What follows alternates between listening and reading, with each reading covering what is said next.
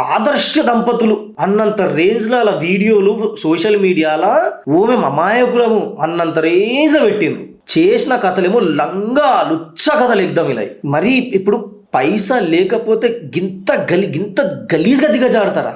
ఇద్దరు మంచిగానే ఉన్నారు, కాళ్ళు చేతులు అయితే ఉన్నాయి ఇద్దరికి మంచిగానే. అరే ఏదో ఒక పని చేసుకుని బిజినెస్ లాస్ వస్తే ఇంకొకటి ఏదైనా ట్రై చేసి వైఫ్ ని అట్లాంటి దందలకు దించుతావా? మనిషి వారను అసలు. ఆమె కూడా అసలు ఎట్లా ఒప్పుకోబుద్దైంది? సరే మీరైతే వేసినారు, వాళ్ళ జీవితాలతో ఎందుకు ఆడుకుంటుర్రు? వాళ్ళు కూడా కొన్ని సక్కుల కకృతి నా కొడుకులు.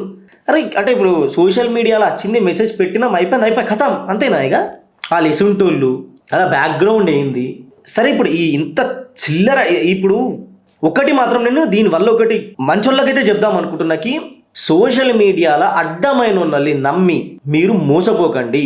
ఇన్ కేస్ మీరు మోసపోయినరే అంటే అది నీ ఒక్కంతోని పోయేది కాదు, నీ ఫ్యామిలీని రోడ్డుకి ఈడుస్తుంది, నీ కెరియర్ని నాశనం చేస్తుంది, మీ ఫ్యామిలీ పర్సన్స్ల లైఫ్లే ఖరాబ్ అయిపోతే తల ఎత్తుకొని బయట తిరగని సిచ్యువేషన్స్ కూడా వస్తాయి ఒక్కొక్కసారి. ఇట్లాంటి వాళ్ళ కోసం పడవడ్డ హ్యాపీనెస్ కోసం మీ ఫ్యామిలీని మిమ్మల్ని రిస్క్లో పెట్టుకోకండి.